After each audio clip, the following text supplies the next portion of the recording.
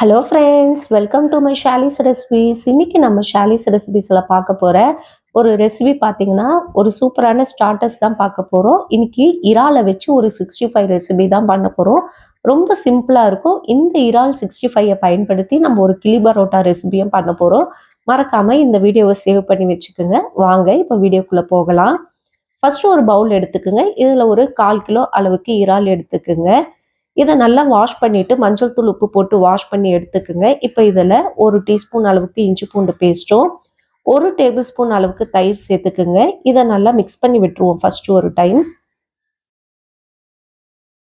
இது ஒன்றோட ஒன்று நல்லா மிக்ஸ் ஆகி வந்த பிறகு ஒரு 5 பச்சை மிளகாவை பொடியாக கட் பண்ணி சேர்த்துக்கலாம். அது கூடவே மஞ்சள் தூள் ஒரு 1/2 டீஸ்பூனும் தனி மிளகாய் தூள் 1 டீஸ்பூன் சேர்த்துக்குங்க. கலருக்காக காஷ்மீரி மிளகாய் தூள் 1 டேபிள் ஸ்பூன் சேர்த்துக்கலாம். இது கூடவே மிளகுத்தூள் ஒரு 1/2 டீஸ்பூன் சேர்த்துக்குங்க.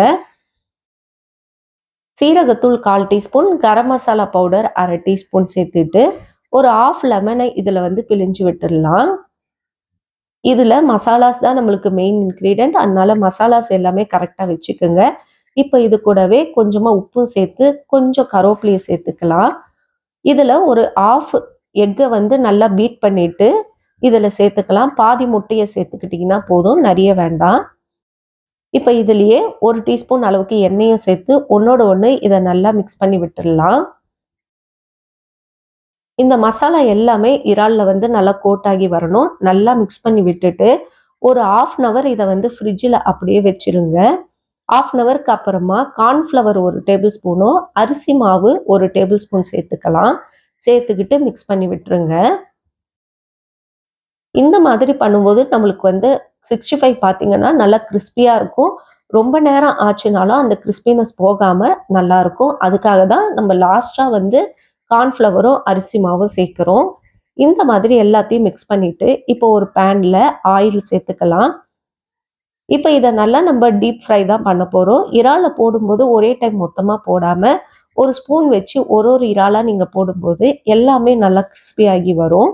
இப்போ பாருங்கள், நான் பண்ணுற மாதிரியே பண்ணிக்கோங்க. எல்லா இறாலுமே நல்லா கிறிஸ்பியாக ரொம்ப நேரத்துக்கு இருக்கும். ட்ரை பண்ணி பாருங்கள்.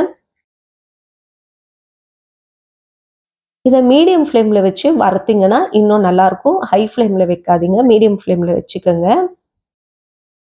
அவ்வளோதான், நம்மளுடைய ஒரு சூப்பரான அருமையான இறால் 65 ரெடி ஆயிடுச்சு.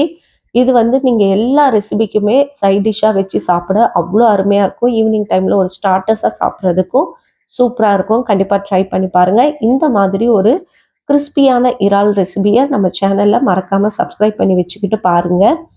நீங்கள் சர்வ் பண்ணும்போது கொஞ்சமாக வெங்காயமோ லெமனும் சேர்த்து சர்வ் பண்ணி பாருங்கள். அவ்வளோ ஒரு டேஸ்ட்டாக இருக்கும். இந்த வீடியோ உங்களுக்கு பிடிச்சிருந்தா மறக்காமல் லைக் பண்ணுங்கள், ஷேர் பண்ணுங்கள், சப்ஸ்கிரைப் பண்ணுங்கள் ஃப்ரெண்ட்ஸ். இன்னொரு வீடியோவில் உங்களை சந்திக்கிறேன். பாய் பாய் ஃப்ரெண்ட்ஸ்.